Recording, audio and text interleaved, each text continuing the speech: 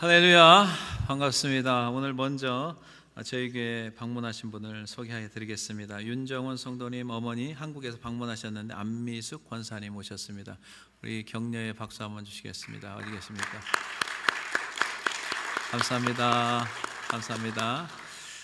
그리고 저희 그 청년부 자매님이신 임승희 자매님 오셨습니다. 어디 계시면 저기 계십니다. 격려의 박수 한번 주겠습니다. 감사합니다. 할렐루야.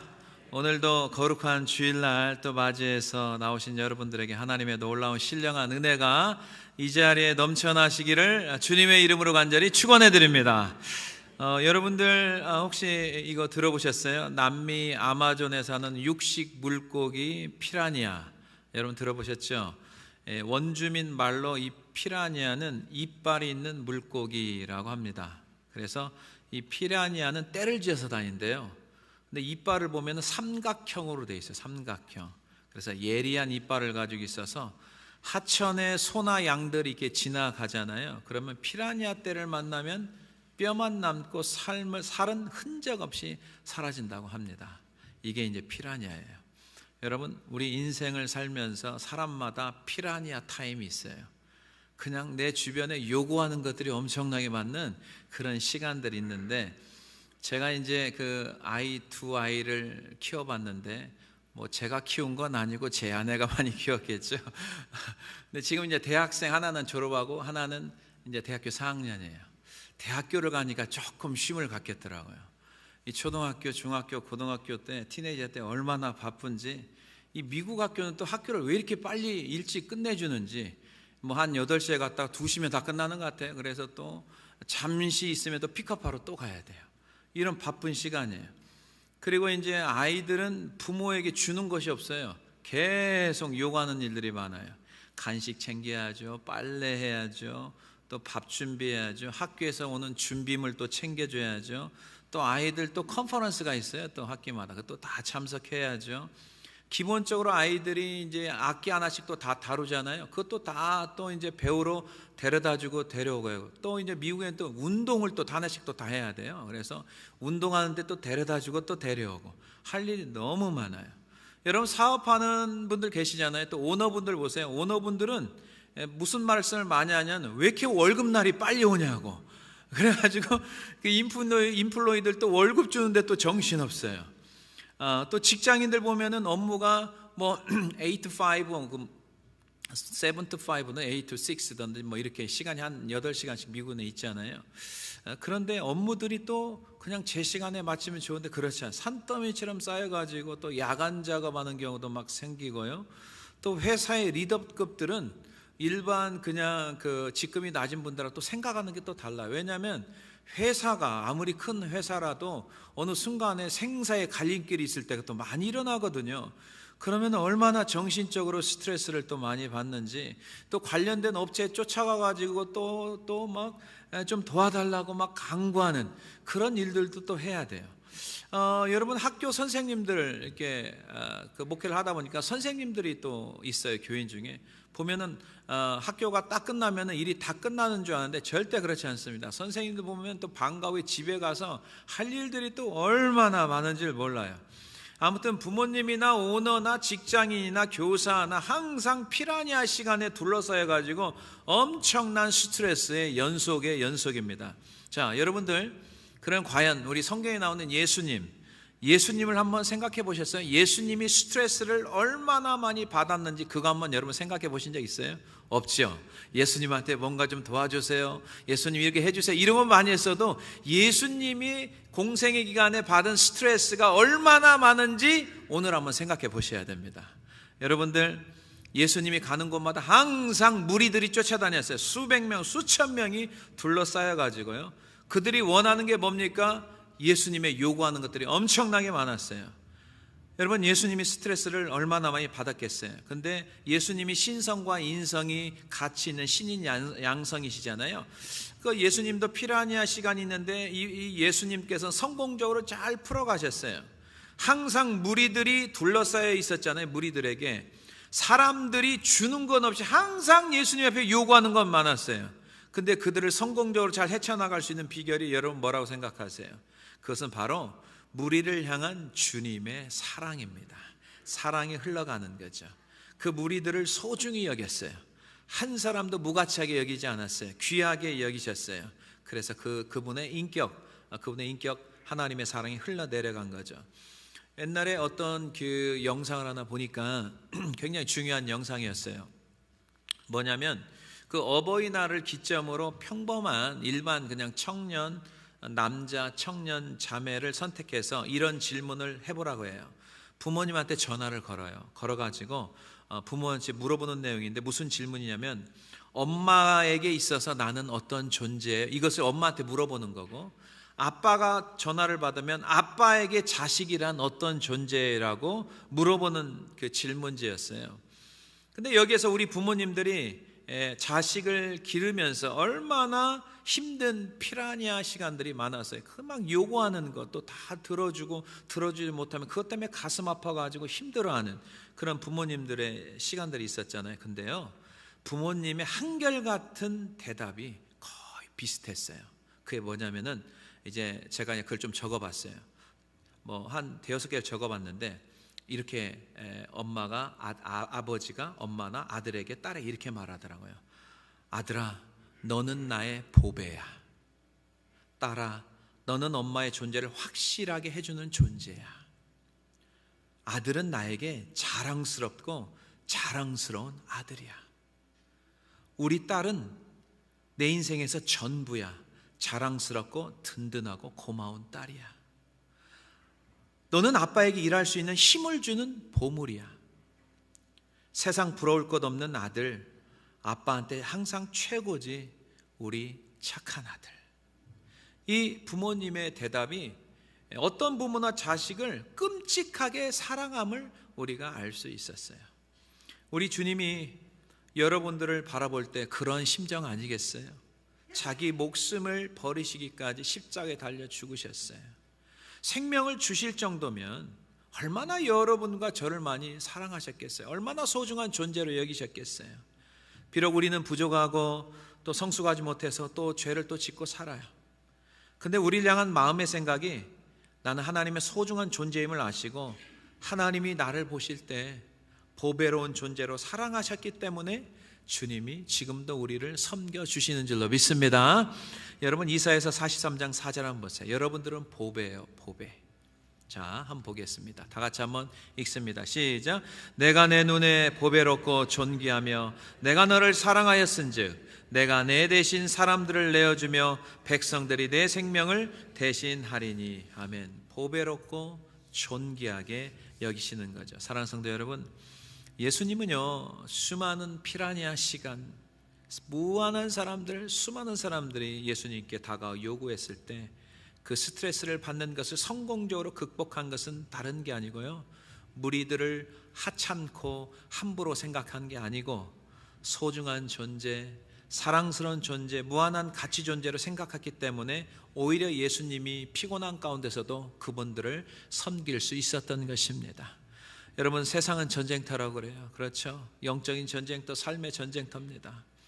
피라니아 시간들이 앞으로 또 올 수 있어요. 우리에게요. 다시 만나신다면 그것 때문에 스트레스 받고 그것 때문에 열내지 마시고 화내지 마시고 주님을 생각하시고 여러분이 보배로운 존재이듯이 내 주변에 나에게 요구하는 가족이 되었건 공동체가 됐건 누가 되었건 주님이 보실 때 그 한 사람 한 사람이 얼마나 소중하고 귀한 존재임을 우리가 깨닫고 우리가 받은 은혜, 받은 사랑을 흘려 보낸다면 어떤 스트레스도 잘 이겨내는 우리 한비전 공동체가 됨을 믿고 나가시기를 주님의 이름으로 간절히 축원해 드립니다. 네, 첫 번째 보겠습니다. 여러분, 삶의 여정 속에서 피라니아 타임이 와요. 수많은 스트레스가 우리를 찾아올 때가 있습니다. 그러면 어떻게 이 스트레스를 극복할 수 있는가? 첫 번째 보겠습니다. 사람에게 사랑으로 반응하시길 바랍니다. 자, 14절 보겠습니다. 14절 우리 다 같이 한번 읽겠습니다. 시작. 예수께서 나오사 큰 무리를 보시고 불쌍히 여기사 그 중에 있는 병자를 고쳐 주시니라. 아멘. 여러분, 오늘 본문에 13절이 먼저 시작이 되죠. 13절의 첫 번째 센텐스 문구에 어떤 말씀이 예수께서 들으시고 이런 단어가 나와. 예수께서 들으셨어요. 그리고 배를 타고 떠나가셨대요. 도대체 예수님께서 무슨 소식을 들었겠습니까? 여러분, 매우 침통한 소식을 들었어요. 여러분, 예수님보다 6개월 먼저 태어난 게 누구였죠? 침례 요한이었어요. 존 더 베프티스트. 그렇죠? 이 침례 요한이 참수를 당했다는 소식을 들은 거예요. 이 소식을 듣고 이제 오늘 본문이 시작되는 장면이 나와요. 여러분, 침례 요한은요, 어느 누구보다도 예수님에 대해서 잘 이해하고 예수님에 대해서 잘 아는 이 침례 요한이 지금 죽었어요. 그 당시에 왜 침례 요한이 죽었느냐? 스토리는 이렇습니다. 분몽왕 헤롯이 있었어요. 헤롯은 헤롯 대왕 그 둘째 아들을 이제 헤롯이라고 하죠. 갈릴리 지역을 통치하는데 이 사람이 동생 빌립이라는 아내 헤로디아와 불륜 관계를 맺었어요. 침례 요한이 그것은 올바르지 않다, 그 여자를 차지하는 것은 잘못됐다라고 말하자 그를 감옥에 집어넣은 거예요. 헤롯이 요한을 죽이려고 했지만 사람들이 요한을 선지자로 생각했기 때문에 두려워서 죽이지 못하고 그냥 감옥에만 가둬놓은 것이죠. 근데 이제 헤롯이 생일날 어떤 일이 벌어졌냐면, 헤로디아의 딸이 춤을 추자 네 소원이 무엇이냐, 네가 원하는 대로 다 해주겠다 라고 했어요. 이때 헤로디아가 침례 요한의 머리를 소반에 얹어서 내게 주소서라고 딸에게 시킵니다. 근데 헤롯이 그랬잖아요. 네가 요구하는 거 다 해주겠다. 그래서 그것을 빌미로 인하여서 침례 요한을 참수하는 장면이 나옵니다. 그 소식을 듣고 예수님이 지금 이제 배를 타고 떠나는 장면이에요. 여러분, 우리가 세상에서 가장 스트레스가 심했을 때 빈도, 가장 최고조가 어떤 건지 아세요? 사랑하는 아내가 죽었을 때, 그게 스트레스의 넘버원입니다. 부모님이 돌아가셨을 때, 여러분, 누군가가 사랑하는 가족이나 또 부모님 또 이렇게 죽었을 때, 하늘나라에 갔을 때, 물론 하늘나라에 가지만 그 아픔이라는 거 있습니다. 그런데 오늘 예수님은 침례 요한의 참수당한 소식을 들었을 때 얼마나 마음이 괴롭고 힘들었겠어요. 그 소식을 듣고 또 본인도 위험해요. 예수님도요.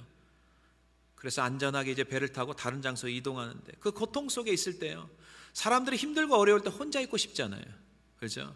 근데 오늘 보니까 혼자 있을 수 있는 상황이 아니에요. 수많은 무리들이 와가지고 예수님한테 치료해달라고 소리칩니다. 수많은 병자들이 굉장히 많았잖아요. 어떻게 보면 귀찮을 수 있어요. 예수님을 찾아온 사람들 중에 예수님의 마음을 이해하려는 사람이 단 한 사람도 있지 않았어요. 자기들의 요구를 들어주기 원했던 사람들이 거의 다 100%, 200%였어요. 무언가를 받아내려고 하는 그런 사람들이었어요. 단지 병 때문에, 문제 때문에 수많은 군중들이 예수님을 찾아온 거예요. 예수님께서 그 무리들을 볼 때마다 귀찮게 보지 아니하시고 사랑으로 바라보기 시작했습니다. 그리고 그들을 불쌍히 여겼어요. 긍휼히 여기시고 한 사람 한 사람 병을 고쳐주셨어요. 그들을 불쌍히 여겼다는 것은 형식적인 동정심이 아니에요. 가슴 깊숙이 그들의 상처를 느꼈던 것입니다. 예수님은 자기의 상처를 뒤로 한 채 다른 사람들만 섬기신 예수님, 그런 가운데 예수님의 스트레스가 하나하나 해소되기 시작했습니다.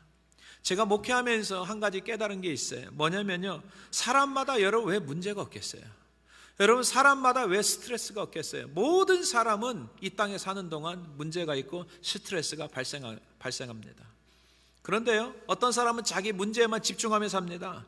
근데 자기 문제에만 집중하는 사람들 치고 자기 문제를 해결하는 사람 없더라고요. 계속 그 구렁텅이에서 빠져나오지 못하더라고요. 그런데 자기가 문제가 있어요. 그럼에도 불구하고 어려운 사람들을 돕고 섬기다 보면은 자연스럽게 자기 문제도 해결받고 스트레스를 이겨내는 사람도 굉장히 많더라고요. 여러분, 미국에 사는 아이들 얼마나 행복해요. 그죠? 근데 행복하지 않는 아이들 많아요. 미국은요, 전 세계에서 탑입니다. 이렇게 부유한 나라가 없어요.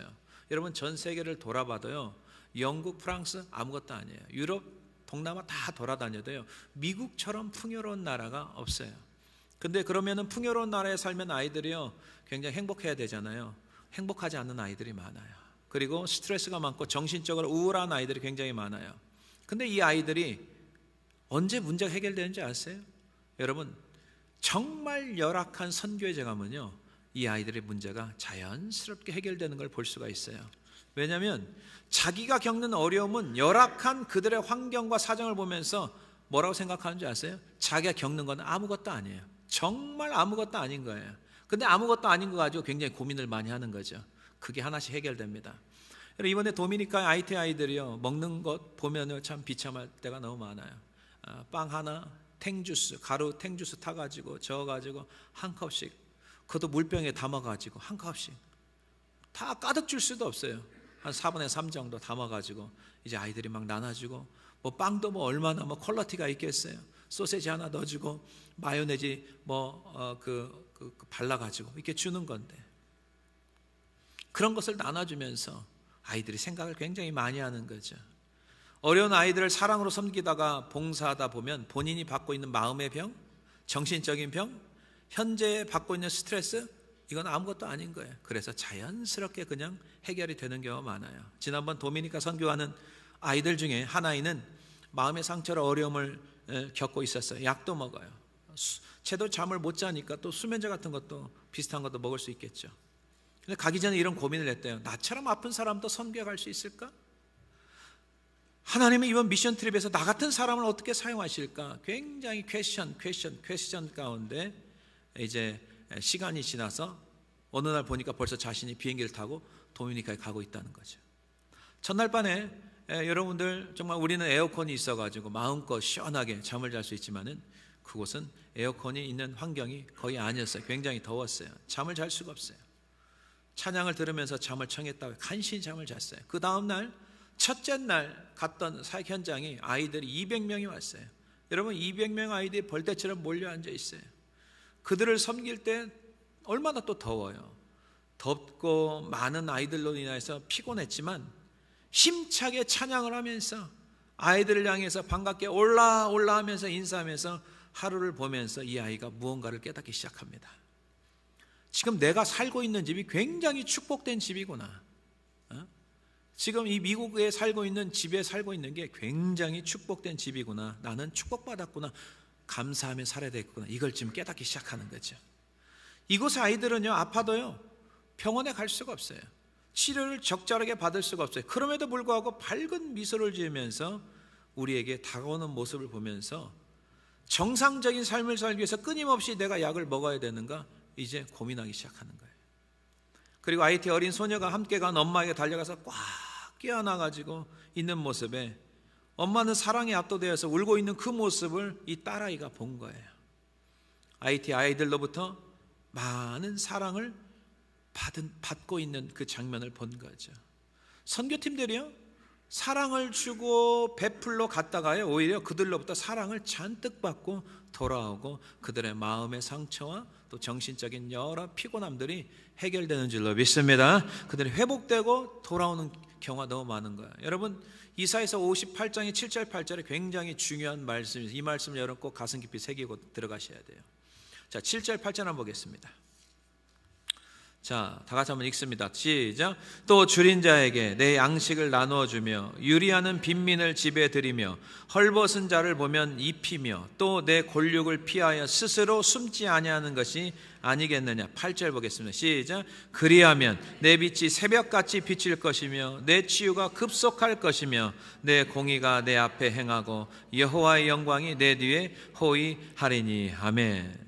정말 내가 힘들고 어려울 때 더 줄인 자, 또 유리하고 빈민한 자를 더 찾다 보면, 섬기다 보면 어느 날 새벽같이 빛이 비춰가지고 내 치유가 급속하게 된다는 하나님의 말씀입니다. 사랑하는 성도 여러분, 우리 주변의 삶 속에 수많은 스트레스의 상황이 끊임없이 찾아옵니다. 없는 건 아니에요.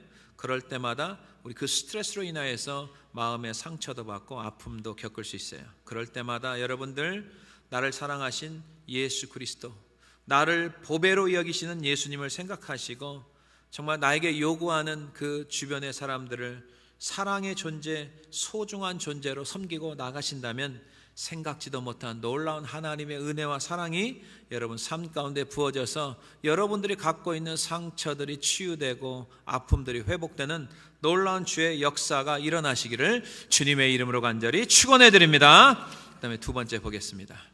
여러분, 인생의 삶의 여정 가운데 수많은 스트레스가 우리를 찾아온다고 했죠.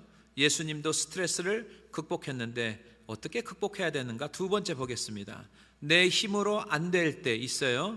그때는 스트레스를 받는 게 아니고 하나님을 향한 기대감으로 나가야 됩니다. 이게 굉장히 중요한 겁니다. 자, 16절을 보겠습니다. 16절 우리 다 같이 읽겠습니다. 시작. 예수께서 이르시되 갈 것 없다 너희가 먹을 것을 줘라. 아멘. 자, 예수님께서 무리들을 불쌍히 여겨주셔서 한 사람 한 사람 병을 고쳐주세요. 그리고 이제 시간이 보니까 해가 저무는 시간이었어요. 장소는 빈들이었어요. 어떤 동네가 아니에요. 근데 저녁 식사 때인데 먹을 장소가 마땅히 없어요. 빈들이었기 때문에 제자들이 예수님께 이렇게 요청합니다. 예수님, 무리들을 마을로 돌아가 먹을 것을 사 먹게 하소서라고 합니다. 지금 많은 무리로 인하여서 예수님이 스트레스를 받아야 되는데 반대로 제자들이 군중들로 인하여서 스트레스를 받고 있어요. 그때 예수님이 뭐라고 말씀하시냐면은 갈 것 없다. 너희들이 먹을 것을 주라. 이렇게 말씀하거든요. 여러분, 이 오늘 본문의 상황은요, 복음서에 다 나와요. 마태, 마가, 누가, 요한 이 복음서에 다 나오거든요.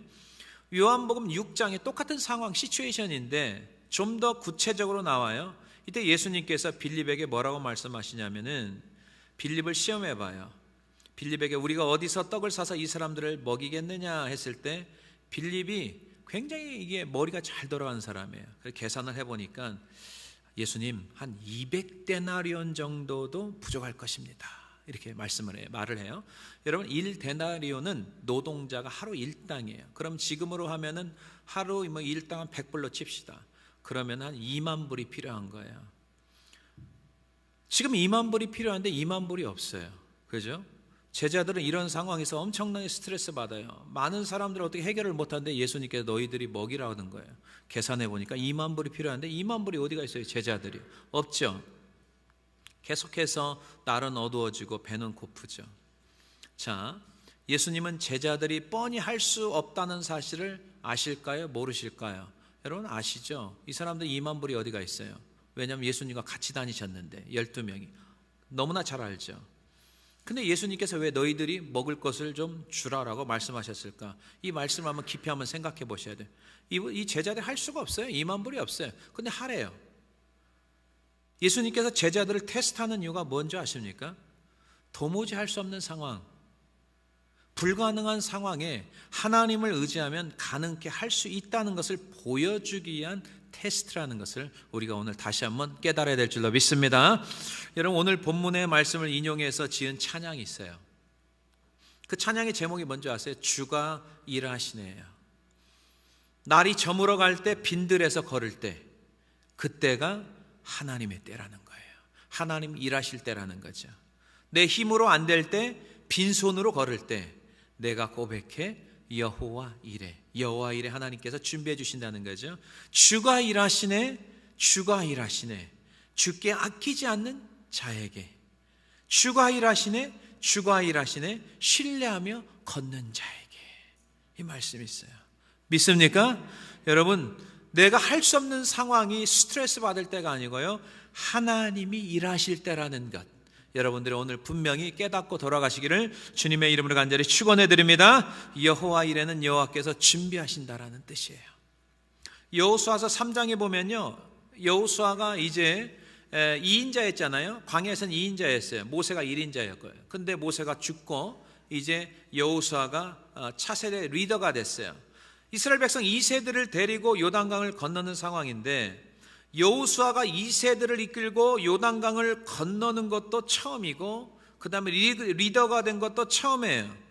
여러분, 나름대로 얼마나 스트레스를 받았겠어요. 성경에 있는 모든 인물 중에 스트레스 안 받은 사람이 없더라고요. 보니까 다 스트레스를 많이 받았어요.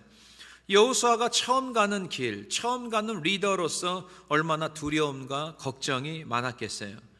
하나님께서 2인자였던 이 여호수아가 이제 1인자가 돼서 200만 이상 되는 백성들을 이끌고 가는데 엄청난 압박과 스트레스를 받는 것을 하나님이 몰랐겠습니까? 다 아시죠. 그래서 여호수아서 1장에 보면요, 하나님께서 여호수아에게 이런 말씀을 해요.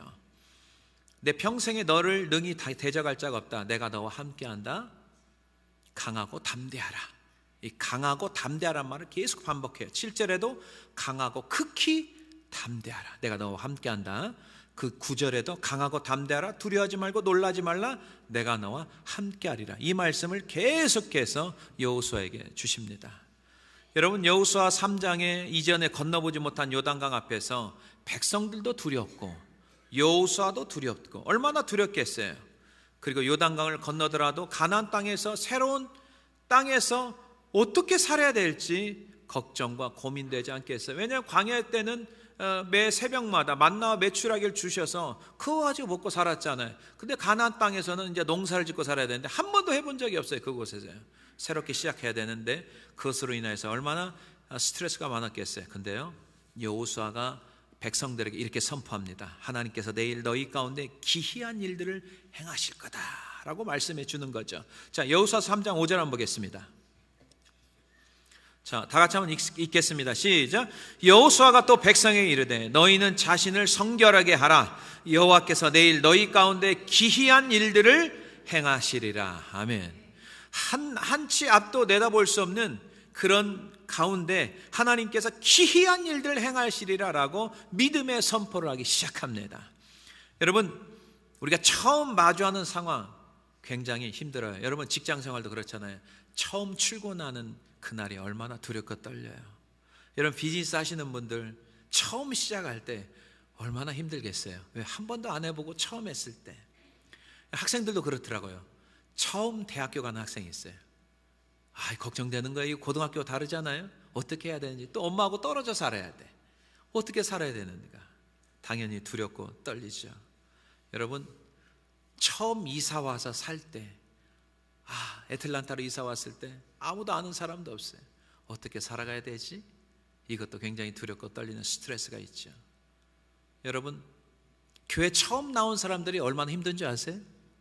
처음 교회 나왔는데 아는 사람이 한 사람도 없어요.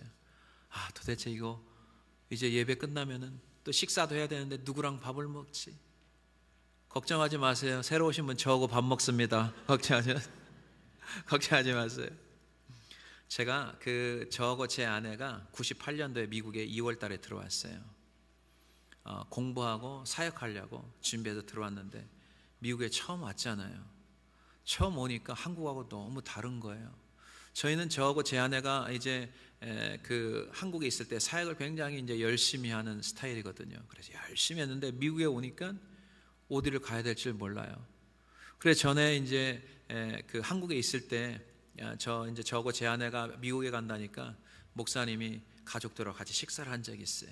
거기 이제 원로 목사님이 계셨거든요. 원로 목사님이 저희한테 뭐라고 하냐면, 이전사 달라스에 아는 사람 있어? 물어보더라고요. 없는데요. 그랬더니 무식하니까 용감하고만 하면서 수첩을 꺼내면서 쭉 찾아보면서 이전사님 달라스 가면은 달라스 한인제일침례교를 가요. 거기 목사님하고 내가 유럽에 선교여행을 같이 가서 그분을 좀 알아요. 그분 좋은 분이니까 그 교회를 꼭 가라고. 그렇게 해가지고 이제 달라스에 도착하자마자 그 교회를 가게 된 거예요. 그래서 이제 교회를 처음 갔는데 다 모르는 사람이죠. 아는 사람이 한 사람도 없어요. 한 몇백 명 됐는데, 그래서 뭐 소개도 하고 그랬는데 예배를 딱 마치고 나니까 그때부터 스트레스가 더 쌓이기 시작하는 거예요. 도대체 어떻게 밥을 먹어야 되는지, 누구랑 밥을 먹어야 되는지 모르는 거예요. 그래가지고 이렇게 두리뭉거리는데도 아는 사람이 한 사람도 없어요. 아는 사람은 제 아내밖에 없어요. 아무튼 그 둘이 이제 헤매기 시작하는 거예요. 그런데 저쪽에서 천사님 막 찾더라고요. 나중에 보니까 우리 학교 선배예요. 침신대, 대전 침신대. 그래서 후배가 왔다니까 이제 반갑게 맞아줘가지고 같이 거기서 밥을 먹는데 얼마나 위로가 되니 스트레스가 다 풀렸어요. 그래서 제가 그때를 생각하면서 우리 교인들한테 늘 강조하는 게 뭐냐면, 새로 오신 분들 잘 좀 처음이니까 얼마나 힘들겠냐고. 그래서 그분들 잘 식사할 수 있도록 새가족 팀장님에게 저희가 잘 부탁을 드리거든요. 같이 어색하지 않게 좀 하시라고. 그래가지고 이제 그 교회를 다니게 됐어요. 다니게 됐으면 이제 우리는 당연히 어느 포지션을 줘가지고 사역을 막 시작해야 되는데 담임 목사님이 아무 말씀도 안 하시는 거예요.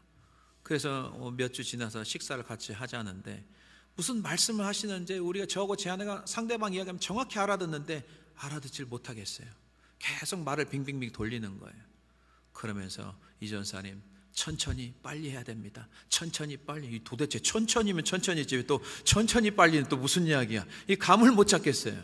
미국 생활은 이제 그렇게 하라는 뜻인데 나중에. 그래서 어떤 사역을 원합니까? 그러더라고. 청년부를 좀 담당하고 싶습니다. 그래가지고 이제 그럼 청년부가 금요일 날 뭐 저녁 7시 아니 그때 한번 가보세요. 그러더라고요. 그래가지고 이제 제 아내가 어떤 일이 있어 저 먼저 이제 가게 됐어요. 운전을 해가지고 교회 파킹라인에 딱 도착했어요.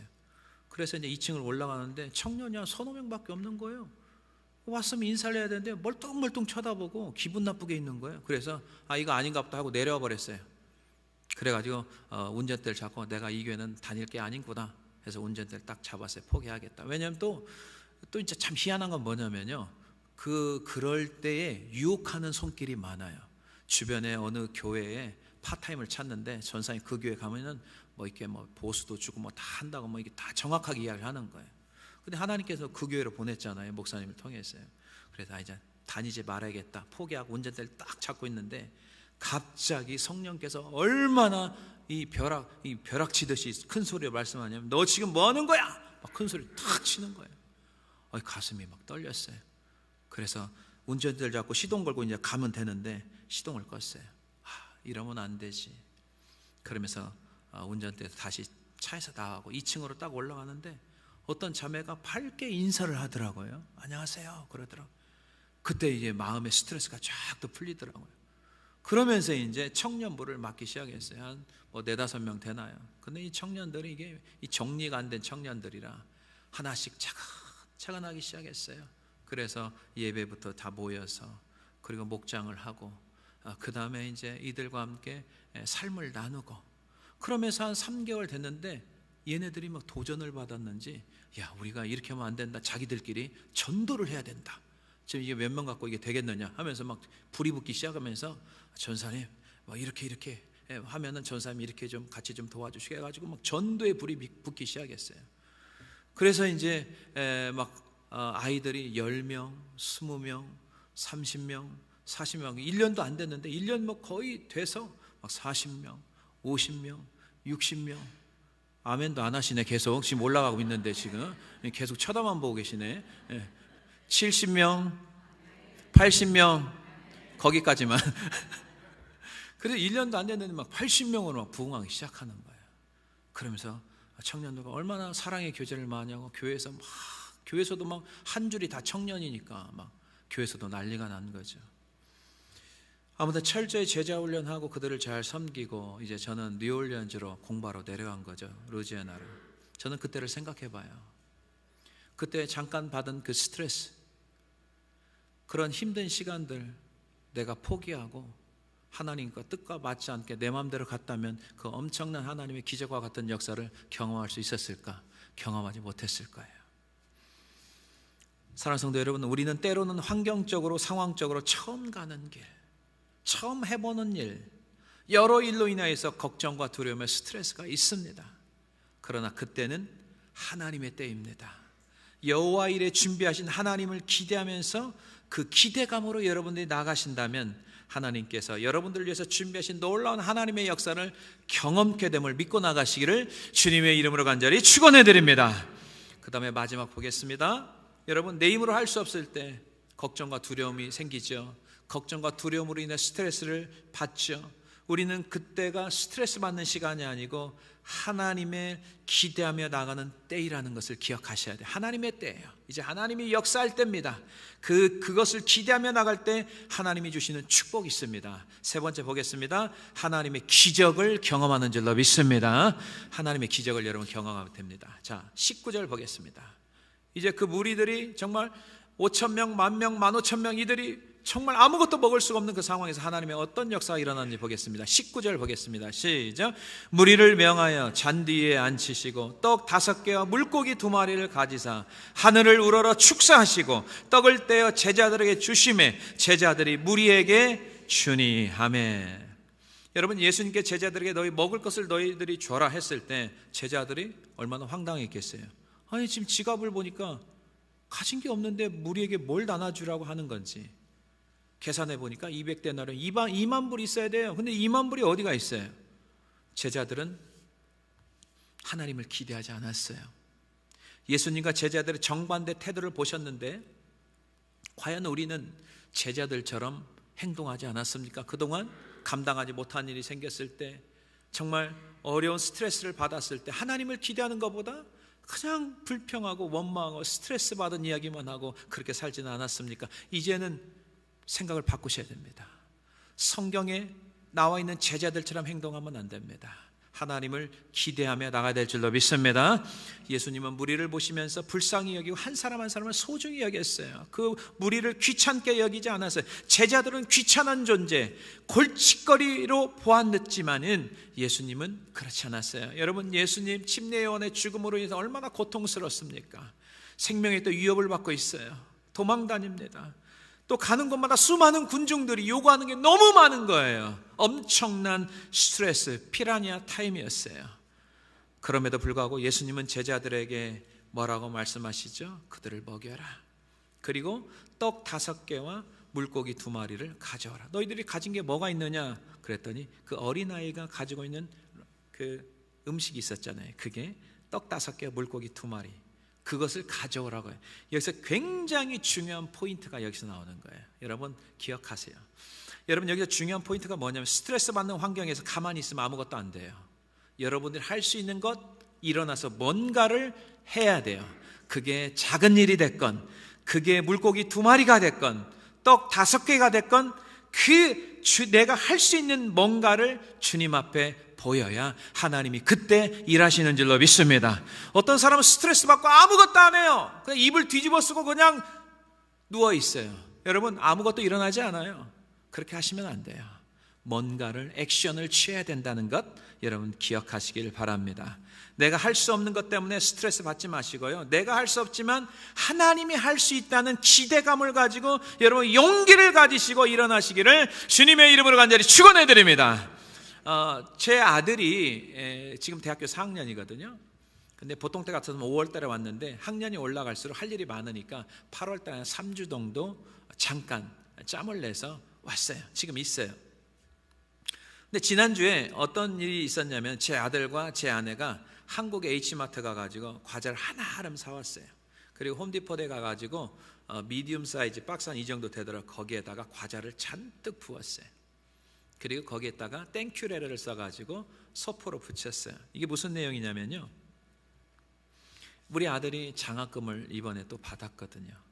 근데 미국 분이 어떤 분이라는 걸 알기 때문에 그 분에게 이제 어떻게 뭐 15,000불하고 과자 한 박스하고 비교가 되겠어요? 그렇지만은 네가 할 수 있는 최고의 성의를 보여서 그분들에게 보내야 된다라고 장학금 받을 때마다 엄마하고 같이 그 일을 합니다.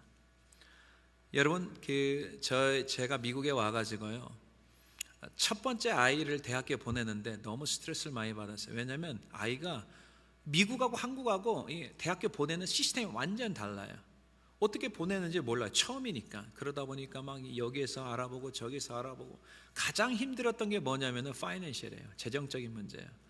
미국에서는 그 일반 사립대학교 이렇게 보면은요, 보통 6만 불, 7만 불 합니다. 우리가 그 돈이 어디가 있어요? 그래서 항상 제 아내와 기도하면서, 하나님께서 우리 아이를 책임져 주세요. 하나님, 저희들은 아무것도 할 수가 없어요. 재정적으로 감당하기 어렵습니다. 도와주세요. 막 그렇게 기도하는 중에 지역교회 목사님 한 분이 미시간에 있는 한 대학교를 소개시켜 줬어요. 근데 이제 그 고등학교 이제 졸업하면 아이들이 한 대학만 원서를 넣는 게 아니고 막 5개 넣거든요. 근데 뭐 합격증은 다 와요. 웬만하면 거의 다 오는데, 문제가 뭐냐면 파이낸셜이 문제예요. 합격하면 뭐예요? 돈이 있어야 다니는 거잖아요. 그래서 장학금을 최대한으로 많이 주는 학교로 이제 가거든요. 근데 그 학교에서 장학금을 굉장히 많이 주는 학교였어요. 그럼에도 우리가 넣어야 될 돈이 있더라고요. 아무튼 그 학교에 이제 합격이 돼가지고 가장 먼저 한 게 뭐냐면, 가만히 있으면 안 돼요. 제 딸하고 책상 위에다가요, 프린터기를 딱 놓고 그 노트북을 놓고 그 학교에 들어가가지고, 그 학교마다 장학금이 굉장히 많거든요. 근데 장학금이 그 아이에게 줄 수 있고 없을 수 있고 이런 것들이 너무 많아요. 그래서 처음부터 끝까지 프린터를 다 했어요. 그때 한 이 정도 되더라고요. 프린트를 하니까. 그러면서 찾기 시작했어요. 얘가 받을 수 있는 장학금이 또 엑스트라가 뭐가 있는지 계속 찾다가 굉장히 샥한 장학금을 발견하게 됐어요. 그게 여러분들에게 몇 번 간증했듯이 알래스카 장학금을 발견한 거예요. 여러분, 알래스카에 산다고 해서 누가 장학금을 어느 학교에 주는 학교가 어디가 있어요? 저는 태어나다 처음 들어봤어요. 근데 그 장학금이 그 학교에 있었어요. 그래서 15,000불을 주는 거예요, 매년마다. 근데요, 2년밖에 주질 않아요. 근데 이제 큰 아이도 그걸 잘 타서 이렇게 했고, 이제 둘째 아이가 그걸 하는데 기적이 벌어지기 시작합니다. 우리가 할 수 있는 건 뭐냐면요, 매년마다 감사해서 과자 봉지나 아니면 알래스카에 있는 블루베리 잼을 만들어서 엄마가 그것을 해가지고 편지 써서 보내는 것밖에 한 게 없어요. 근데 하나님께서 어떻게 일을 하셨는지는 모르겠지만은 그분을 통해서 장학금이 3학년 때도 나왔어요. 이때 좀 아멘 좀 해야 되지 않는 거예요? 그냥 좀 서운하려고 하네. 우리 아들이 장학금 탄 게 기분 나쁠 것까지는 없잖아요. 할렐루야. 아멘 해야 여러분들에게 동일한 역사가 이루어질 줄로 믿습니다. 남의 이야기를 남의 얘기쯤 듣지 말고 내 이야기쯤 들으라고 내가 수차례 이야기했잖아요. 내 이야기처럼 믿고 그대로 할 때 하나님의 동일한 역사가 이루어질 줄로 믿습니다. 근데 3학년 때 또 나왔어요. 그리고 4학년 때 지난주 여름에 아이한테 전화 와서 아빠 알래스카 장학금이 또 나왔어 그러는 거예요. 그 알래스카 장학금이 알래스카 베프티스트 컨벤션에 준 장학금이 한 2,000불짜리 있거든요. 그게 나온 줄 알았어요. 근데 이 미국 분한테 또 나온 거예요. 15,000불이에요. 그래서 얼마나 감사한지. 그래서 그거에 대한 감사로 또 그 애틀란타는 한국 마켓이 너무 큰 게 많잖아요. 그래서 이번에 과자를 아주 박스로 보내자 해가지고 큰 박스에다가 해서 보냈어요. 어떻게 보면 그거에 비하면 아무것도 아니죠. 근데 그 마음과 성의, 우리가 할 수 있는 대로 최선을 다해서 그렇게 했습니다. 저는 그런 것들 하나하나를 보면서 정말 우리 앞에 다가온 엄청난 내가 할 수 없는 일들이 있을 때 스트레스 받는 게 아니고 오히려 하나님을 기대하며 나가는 게 굉장히 중요한 포인트구나. 여러분, 물고기 2마리, 보리떡 5개로 어떻게 5,000명을 먹여요? 말도 안 되잖아요. 그러니까 말도 안 되니까 기적이라는 거죠. 미라클인 거죠. 여러분, 5,000명이요. 남자만 5,000명이에요. 여러분, 집회 남자만 학교에서 와이프 오면은 10,000명이고요. 아이 하나 시키면 15,000, 2,000명이 20,000명이 되는 거죠. 그것을요 다 먹고 배불리 먹었다고 성경에 나오고요. 그 다음에 12광주리에 남았다는 거죠. 여러분, 이런 역사는 지금도 하나님의 역사가 일어나는 줄로 믿습니다. 저는 우리 한비전 공동체가 하나님께서 18년 전에 이 땅에 세워진 분명한 하나님의 뜻과 목적이 있는 줄로 믿습니다. 여러분, 하나님을 기대하며 나가야 돼요. 무한한 가능성과 우리 성도들의 존재 가치를 하나님께서 아시기 때문에 하나님께서 한비전 공동체를 어떻게 인도해 가실까, 어떻게 하나님이 역사하실까, 그 기대를 가지면서 저는 목회하고요, 여러분들은 신앙상 해야 될 줄로 믿습니다. 사랑하는 성도 여러분, 침례 요한의 죽음과 수많은 무리의 요구로 인해서 그 스트레스 속에서 우리 예수님은 스트레스만 받은 게 아니고 어떻게 그것을 풀어나갔습니까? 그들을 불쌍히 여겼어요. 그들을 병을 고쳐주시고 말씀을 가르치신 것은 무리를 향한 소중한 가치 존재를 알았기 때문에 스트레스를 이겨내고 그들을 열심히 섬기셨던 것입니다. 하나님이 여러분들 보실 때 어떻게 보시냐? 보배로운 존재예요. 그저 그런 사람들이 아니고 굉장히 보배로운 존재입니다. 그 귀한 존재가 우리가 주변에서 피라니아 타임을 만났을 때 여러분, 그것 때문에 스트레스 받지 마시고 우리가 받은 사랑을 흘러보낸다면은 내가 가지고 있는 스트레스는 자연스럽게 해결되고 치유가 될 줄로 믿습니다. 내 힘으로 안 될 때 그 상황이 스트레스 받는 상황이 아니고 하나님을 향한 큰 기대를 거는 기대하는 시간, 여러분, 여호와 일에 하나님께서 우리를 위해서 놀라운 것들을 준비하여 주심을 믿고 나가는 우리 한비전 공동체가 다 되시기를 주님의 이름으로 간절히 축원해 드립니다.